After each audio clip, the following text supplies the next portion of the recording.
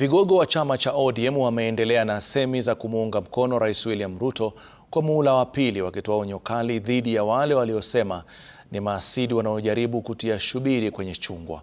Akizungumza katika eneo bunge la Suna East, kinara wa chama hicho Oburu Oginga amesema kuwa sharti chama cha chungwa kiwe katika serikali mwaka 2027 na kuwa atafanya kila wawezalo kufanikisha azma hiyo.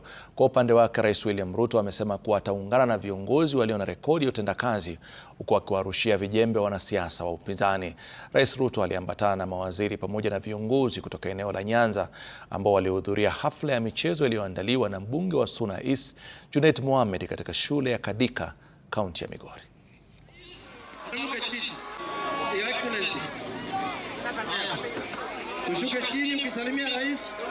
This broad-based arrangement in which Raila left us, this is the best arrangement he could have done, and this is the arrangement of people to stay in. Kuna wengine ndani ya chama chetu cha ODM wanataka kukosea heshima party leader wangu Dr. Oburu Oginga.